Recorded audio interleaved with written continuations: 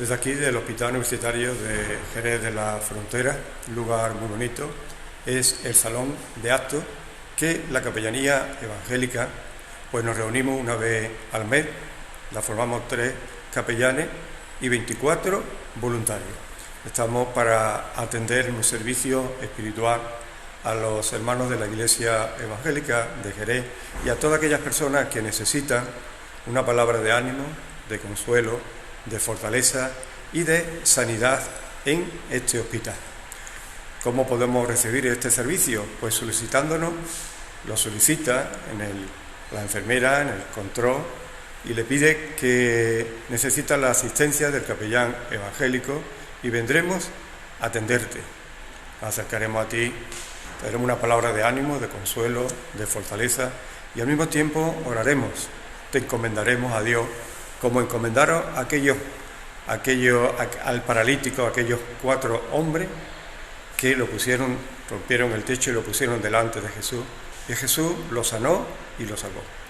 Nosotros pues venimos para encomendarte a Dios y para que Dios intervenga en tu cuerpo. Que Dios te bendiga y bendiciones. Seguimos con esta serie de estudios Jesús y los enfermos. Hoy compartiremos el número 6. El propósito de estos estudios es informar sobre la Capellanía Evangélica del Hospital Universitario de Jerez. En segundo lugar, enseñar pasajes donde Jesús se encuentra con los enfermos. ¿Cómo actúa con los enfermos? Ahí sacamos enseñanza para aplicarlo a nuestro voluntariado, nuestro servicio en el hospital con el enfermo. Y en tercer lugar, pues testimonio de los voluntarios que están ejerciendo su servicio en el hospital. Hoy nos vamos a centrar en la oración, un tema muy importante en este voluntariado, ya que el lugar lo requiere. Es un lugar específico, es hospital, donde vamos cuando estamos enfermos, y hay que tener mucho cuidado, mucho respeto y mucha sensibilidad para poder acercarnos a este lugar y acercarnos a cada enfermo. Cada voluntario tiene acceso a la oración. En el mismo hospital hay una sala que es pública, pero que la estamos usando para orar. Tenemos una escalera, una pirámide de la oración, donde vamos a ese lugar y oramos por los profesionales, médicos, oramos por los administradores, los que dirigen el hospital, oramos por los enfermos, por cada enfermo que hay en el hospital, oramos por los familiares, oramos por las personas que llevan la ambulancia para que tengan el esmero, la atención y el cuidado a trasladar al enfermo de un sitio a otro. Oramos por la investigación de la ciencia, la medicina, para dar sanidad a aquellas enfermedades que no tienen cura. Y oramos por los voluntarios, por esas personas que dan lo más valioso que tienen, y es el tiempo. Es un gran privilegio poder presentar cada área de este hospital o del hospital donde te encuentres para ir ya preparado, sensible. Como dice la palabra del Señor, tú cuando ores, entra en tu aposento y cerrada la puerta, ora allí a tu Padre, y tu Padre que ve lo secreto te recompensará en público.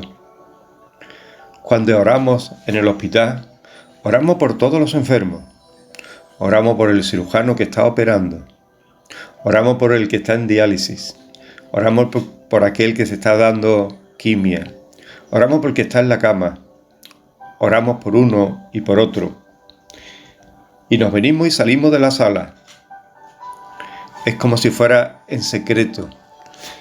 y ya Dios recompensa en público. La palabra de Dios dice que la oración eficaz del justo puede mucho. Creemos en la oración y en el poder de la oración, lo mismo que creyeron los apóstoles cuando comenzaron la primera iglesia primitiva, que ellos oraban así: ahora, Señor, mira sus amenazas y concede a tus siervos que con todo denuedo hable tu palabra, mientras extiendes tus manos para que se hagan sanidades, señales y prodigios, mediante el nombre de tu santo Hijo Jesús. Cuando hubieron orado, el lugar que estaba congregado tembló, y todos fueron llenos del Espíritu Santo, y hablaban con denuedo la palabra de Dios. El hospital es un lugar donde vamos cuando estamos enfermos, lugar de enfermedad, pero también lugar de sanidad. La importancia de ir allí para orar, donde se recibe a través de esa oración, de conectar al enfermo con Dios, como veremos en esta tarde, como aquellos hombres que llevaron al paralítico. Se recibe una empatía, es decir, una capacidad de comprender y compartir los sentimientos con el enfermo y con la familia. Verlo desde la mirada del mismo enfermo, es decir, nos ponemos en su lugar, oramos a Dios y recibimos una sensibilidad muy especial que despierta el mundo interior de los afectos, el amor, la compasión, la ternura y la delicadeza, el respeto al enfermo, al lugar. Para eso es necesario que vayamos en un espíritu de oración. Es decir, hemos ido a la sala para orar, ahora nos desplazamos de un sitio para otro. Es muy importante que sigamos en ese estado, en ese espíritu de oración, como decía Pablo, orar sin cesar, para que cuando entremos en la habitación no nos hayamos desconectado de ese espíritu de oración. Entonces la empatía, la sensibilidad, el respeto irá con cada uno de nosotros. Pero podemos estar un tiempo orando y después nos conectamos otra vez a los problemas de la vida andando por el pasillo. Cuando vamos al hospital debemos dejar todo al lado y centrarnos a lo que vamos. Vamos para orar, vamos para presentar eso al enfermo, al Señor.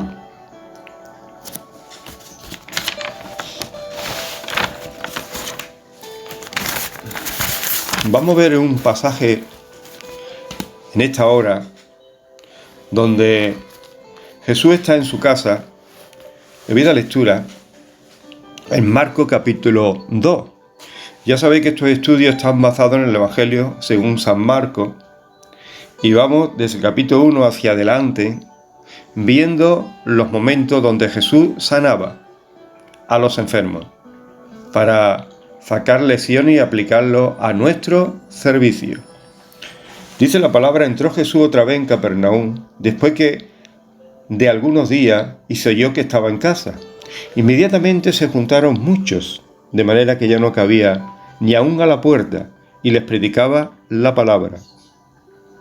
Entonces vinieron a él unos trayendo a un paralítico que era cargado por 4. Y como no podía acercarse a él, a causa de la multitud, descubrieron el techo de donde estaba, y haciendo una abertura, bajaron el lecho en que yacía el paralítico. Al ver Jesús la fe de ellos, dijo al paralítico: hijo, tus pecados te son perdonados. Estaba allí sentado alguno de los escribas, los cuales cavilaban en sus corazones: ¿por qué habla este así? Blasfemia dice. ¿Quién puede perdonar pecado sino solo Dios? Conociendo luego Jesús en su espíritu que cavilaba de esta manera dentro de sí mismo, les dijo: ¿por qué caviláis así en vuestros corazones? ¿Qué es más fácil decir al paralítico: tus pecados te son perdonados? ¿O decirle: levántate, toma tu lecho y anda? Pues para que sepáis que el Hijo del Hombre tiene potestad en la tierra para perdonar pecados, dijo al paralítico: a ti te digo, levántate, toma tu lecho y vete a tu casa. Entonces él se levantó enseguida y, tomando su lecho, salió delante de todos, de manera que todos se asombraron y glorificaron a Dios, diciendo: nunca hemos visto tal cosa. Aquí nos encontramos en un pasaje donde Jesús vuelve otra vez a Capernaum. Recordad el pasaje del leproso, que el leproso empezó a publicarlo y ya Jesús no podía entrar en la ciudad abiertamente. Tuvo que dejar días para volver otra vez a su casa, que la tenía en Capernaum. Jesús está en su casa. Las casas de aquella época eran rectangular, 3 metros por 5 metros, o 3 metros por 6 metros, o 2 metros y medio por 5 metros, pero era un rectángulo, con una escalera que se subía arriba, donde se secaba el trigo, algo de cosecha, de alimento. Jesús está enseñando allí en su casa, está enseñando a los doctores de la ley, a los fariseos y a mucha gente que se agolparon a la casa y no cabía nadie más. Había un hombre enfermo que 4 hombres voluntarios lo cogieron en su lecho, cada uno por un sitio, y lo llevaron a Jesús porque sabía que Jesús lo podía sanar. Pero encontraron el primer impedimento, y es que no podían entrar en la casa. Y es porque había tanta gente que le impedía de poder entrar donde estaba Jesús. Entonces ellos pensaron, pues bueno, subieron por el lado una escalera, lo subieron al techo, quitaron las vigas y las ramas que tendría el techo y lo dejaron caer hacia abajo.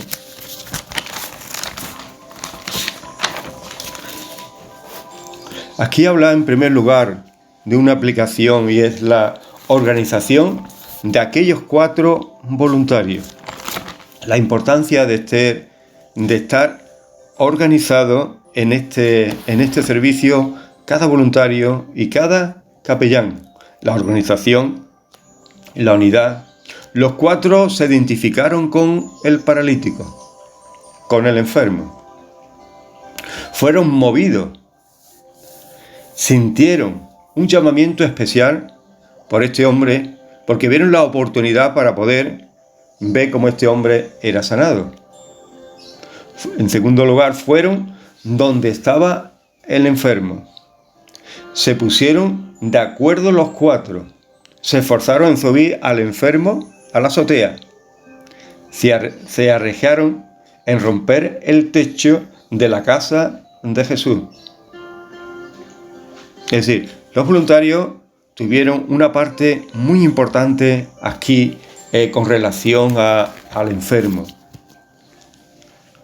donde los 4 se pusieron de acuerdo para subir al enfermo y bajarlo, abrir el techo y bajarlo para que cayera al lado de Jesús. Nos habla a veces del esfuerzo que tenemos que hacer. Primero, de un llamamiento, de un sentir. Cada voluntario tenemos que tener un llamamiento, un sentir con relación a los enfermos. Si no, es imposible poder ejercer este ministerio. Segundo, identificarse. En tercer lugar, organizarse, entrar en la organización, por decirlo así, organizarse en el día que nos toca a cada uno para atender al enfermo. En tercer lugar, el esfuerzo. A veces será como un esfuerzo y a veces habrá techos que tendrás que romper. Techos que te serán imposibles. Pero para aquellos 4 voluntarios había una disposición. Estaban dispuestos y no les importó los impedimentos que le vino, porque cuando hay un llamamiento específico, los impedimentos como que se van, se alejan. Ellos corrieron el riesgo también de subirlo a la azotea, de abrir el techo, que era de unas vigas de madera con unos linos, abrirlo y bajarlo. Hay algo sorprendente aquí en este texto. Es que dice que al ver Jesús la fe de ellos,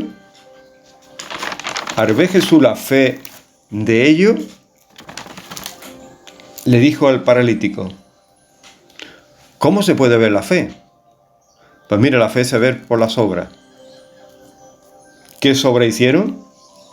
Pues las obras que hicieron ellos es cargar con el paralítico, primero identificarse, cargar con el paralítico, subirlo a la azotea y bajarlo. Dentro de esa acción había una fe en ellos, y esa fe estaba en Jesús, que Jesús lo iba a sanar. Cuando nosotros vamos al hospital y vemos al enfermo, nosotros somos como aquellos 4 hombres, 4 voluntarios que presentan a Jesús al enfermo. Y es muy importante que tengamos fe, porque Jesús va a ver nuestra fe, va a ver nuestra obra, que nos hemos desplazado al hospital, que hemos orado, que hemos roto con obstáculos e impedimentos, y que a veces hay techos que te cuesta romper, pero lo has roto, estás ahí, estás al lado del enfermo, y ahora te toca presentarlo delante de Dios. Dios va a ver tu fe, como vio la fe de aquellos 4 voluntarios.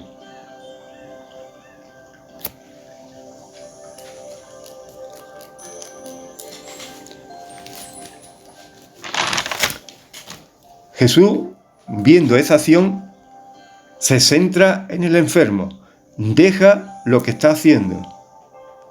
Y va a haber una cosa muy importante que le hace aquí Jesús. Le dice al paralítico: tus pecados te son perdonados. ¿El paralítico estaba enfermo? Estos 4 hombres vieron aún más que un enfermo postrado en una cama. Vieron un hombre separado de Dios, muerto en sus delitos y pecados, porque la paga del pecado es la muerte. Jesús estaba allí en esos momentos predicando el Evangelio y enseñando la palabra de Dios. Era la oportunidad que esa persona pudiera conocer a Dios. Y al mismo tiempo, Dios lo podía sanar. Y seguro que también había fe en esos 4 voluntarios para que no solamente solucionara su problema eterno, sino también su problema físico. Así que lo presentaron delante de Dios. Dios vio la fe de ellos, y Jesús le dice: tus pecados te son perdonados. Jesús ve primero la gran necesidad y la soluciona, y es la eternidad fuera de Dios, la muerte. Jesús soluciona el problema de la segunda muerte y le da la vida. Dice que la paga en Romanos 5:23, la paga del pecado es muerte. Dice en Efesios 2:1, nos dio vida cuando estábamos muertos en nuestro delito y pecado. Mas dice el texto: la dávida de Dios es vida eterna en Cristo Jesús. ¿Qué es la dávida? El mismo Jesús, el cual nos dice que el que cree en Él tiene vida eterna. Solucionado el primer problema que tenemos los seres humanos, Jesús ahora va a sanar también su cuerpo físico. Y le dice Jesús: a ti te digo, levántate, toma tu lecho y vete a tu casa. El paralítico se levantó. Tuvo que tener fe también, ¿no? Fe en la palabra que le estaba diciendo, porque él estaba todavía postrado. Llevaría años postrado en esa cama. Y con la palabra, tenía que creer la palabra que le estaba diciendo: hijo, vete, levántate, toma tu lecho y vete a tu casa. Dice que se levantó, enseguida tomando su lecho, salió delante de todo, y se fue para su casa. Pero queda en el fondo aquí una reflexión que Jesús le hace, porque todos los que estaban allí, cuando oyeron que Jesús le había dicho que sus pecados eran perdonados, es decir, le había dado la salvación y la vida eterna, ellos cavilaban, diciendo: ¿quién es este que puede perdonar pecados? Solamente Dios perdona pecados. Dios escucha los pensamientos de nuestro corazón, la actitud, la ve. Y es muy importante que vayamos con una actitud sincera, genuina y llena de fe. Dice que conociendo Jesús el espíritu que cavilaban de manera dentro de sí mismo, dijo: ¿por qué caviláis así en vuestros corazones? ¿Qué es más fácil? ¿Decir al paralítico tus pecados te son perdonados? ¿O decirle levántate, toma tu lecho y anda? ¿Qué es más fácil? ¿Te has preguntado alguna vez qué es más fácil? ¿Perdonar pecados o decirle al enfermo que sane? Para nosotros quizás no le demos mucha importancia a eso, pero para Jesús era más importante y más doloroso y más sufriente el perdonar los pecados, porque para perdonar los pecados tenía que pasar por la cruz, tenía que ser clavado en la cruz. Para decirle al enfermo levántate y anda, no había problema ninguno, porque él era Dios. Pero para perdonar pecados tenía que mostrar que era Dios y dejarse clavar en la cruz, teniendo todo el poder y toda la autoridad sobre todo lo creado. Allá en la cruz dijo: consumado es. Por eso a él le costó la salvación de nuestra alma la cruz. Pero no solamente él se queda con el deseo de que el hombre sea salvo, sino que también quiere sanar nuestras dolencias, nuestras enfermedades. Y aquí vemos a un Jesús que deja todo lo que está haciendo y se centra en el enfermo. Primero soluciona el problema de la eternidad, segundo el temporal, el de las enfermedades, como pasó con Lázaro. 4 días muerto. Llegó y le dijo: sal fuera, y salió. Nada hay imposible para Dios. Cuando vemos al enfermo, vemos un hombre, vemos una mujer. Puede ser creyente o no creyente. Si es creyente ya tiene el primer problema solucionado, el de la eternidad. Ahora podemos orar por la enfermedad. Pero si no es creyente tenemos que centrarnos en eso, en hablarle de Jesús. Hay personas que están pasando por cáncer y que ya los médicos lo dejan.